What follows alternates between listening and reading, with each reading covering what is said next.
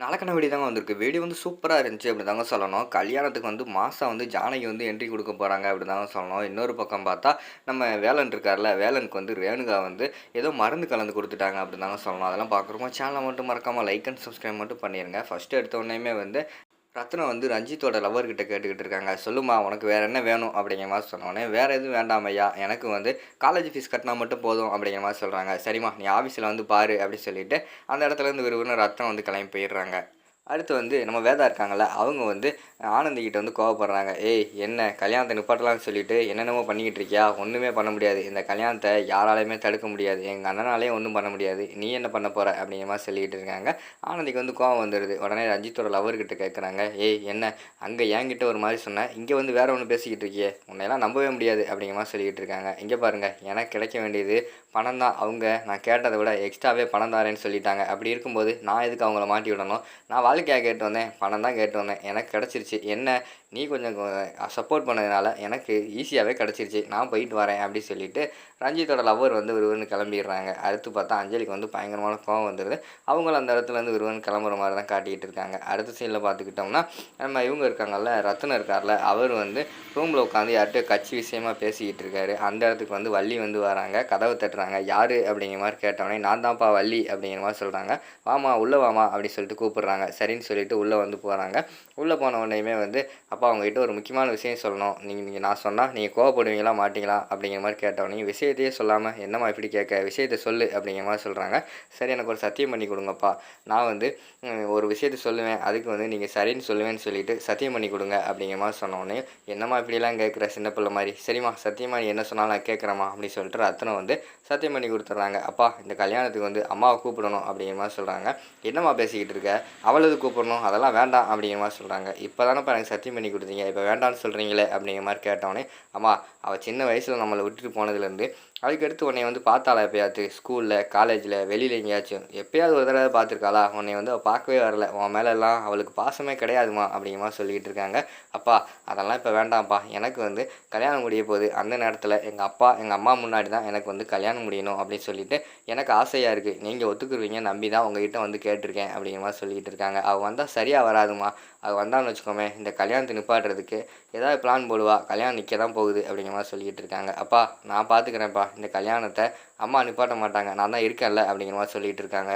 எனக்கு என்னமோ வந்து இது சரியா படலம்மா. உங்க அம்மா வந்துட்டான்னா, ஏதாவது பிரச்சனை பண்ணுவா. எனக்கு வந்து இது அவமானமா தான் போகும்." அப்படிங்கிற மாரி சொல்லிக்கிட்டு இருக்காங்க.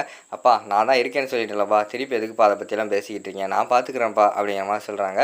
"சரிம்மா நீ வந்து இவ்வளோ சொல்ற. அது மட்டும் இல்லாம இந்த கல்யாணத்துக்காக நான் சொன்ன ஒத்த வார்த்தைக்காக இப்போ வரைக்கும் அந்த வார்த்தைய மீறாம நீ எனக்காக வந்து எல்லாமே பண்ணிக்கிட்டு இருக்க இந்த கல்யாண விஷயத்துல. அதுக்காக வந்து நான் ஒத்துக்கிறேன். ஆனா நான் ஒரு கண்டிஷன் போடுறேன். உங்க அம்மா இங்க வரலாம், போகலாம். ஆனா வந்து மேடையிலலாம் ஏறக்கூடாது. இங்க வர்றவங்க எப்படி மக்களோட மக்களா உட்காந்துட்டு பார்த்துட்டு தான் போணும்." அப்படிங்கிற மாரி சொல்றாங்க.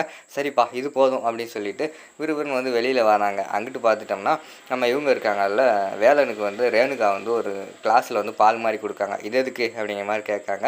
"ஆமாங்க நானே வேண்டாம் சொன்னேன். எங்க அம்மா தான் கேட்கல. குடிங்க. இல்லைன்னா எங்க அம்மா வந்து திட்டுவாங்க. ஏதாவது பிரச்சனை வந்துரும் சொல்லி தான் நானே இத வாங்கிட்டு வந்துட்டேன்." அப்படிங்கிற மாரி சொல்லிட்டு இருக்காங்க.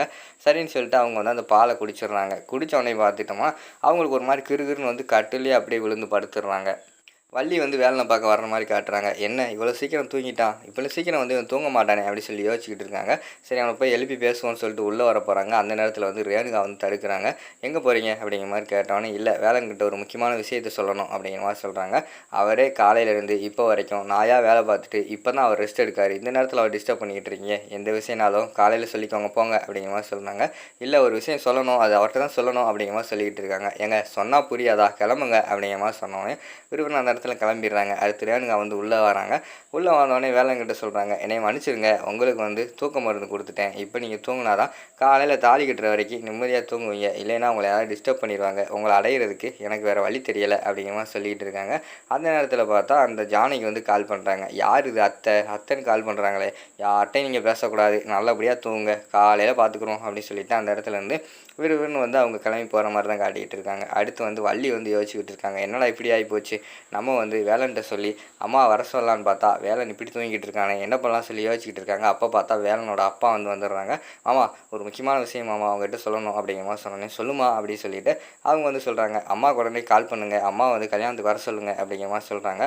அம்மா வந்து அப்பா திட்டுவாருமா அப்படிங்கிற மாதிரி சொல்கிறாங்க. அப்பாட்ட நான் பேசிட்டேன் நீங்கள் கால் பண்ணுங்கள் அப்படின்னு சொன்னோடனே அவரும் கால் பண்ணி தந்துடுறாங்க. கால் பண்ண சொன்னோடனே அவங்க வந்து அம்மா நான் தாம்மா பேசுகிறேன் அப்படின்னு சொன்னோடனே ரெண்டு பேருமே கொஞ்சம் நேரம் அமைதியாகிடுறாங்க. அமைதியாகவே ரெண்டு பேருக்குமே கண்ணில் தண்ணீர் வந்தது. சொல்லு வள்ளி அப்படிங்கிற மாதிரி சொன்னோன்னே அம்மா நாளைக்கு கல்யாணத்துக்கு கிளம்பி வாமா அப்படிங்கிற மாதிரி சொல்லிகிட்டு இருக்காங்க. இல்லை அங்கே வந்து அவங்க அப்பா ஏதாவது சொல்ல போகிறாரு அப்படிங்கிற மாதிரி சொல்கிறாங்க. அப்பாட்ட நான் பேசிட்டேன் அப்பாவே வந்து வர சொல்லிட்டாரு அப்படிங்கிற மாதிரி சொல்லிகிட்டு இருக்காங்க. சரின்னு சொல்லிட்டு கேளுமா நான் காலையில் கிளம்பி வரேன் அப்படின்னு சொல்லிட்டு ஜானகி வந்து சொல்லிகிட்டு இருக்காங்க. அப்போ வந்து முத்தையா வந்து சொல்கிறாங்க அம்மா வராதிங்கம்மா நீங்கள் வந்தால் இவங்க உயிருக்கே ஆபத்து இங்கே வந்து லிங்கம் வேறு இருக்காரு அப்படிங்கிற மாதிரி சொன்னோன்னே அம்மா நீங்கள் வாங்கம்மா நான் இருக்கல நான் பார்த்துக்கிறேன் அப்படின்னு சொல்லிட்டு வள்ளி வந்து சொல்கிற மாதிரி காட்டுறாங்க. அதோட பார்த்துக்கிட்டிங்கன்னா அந்த எபிசோடு வந்து முடிச்சிடுறாங்க.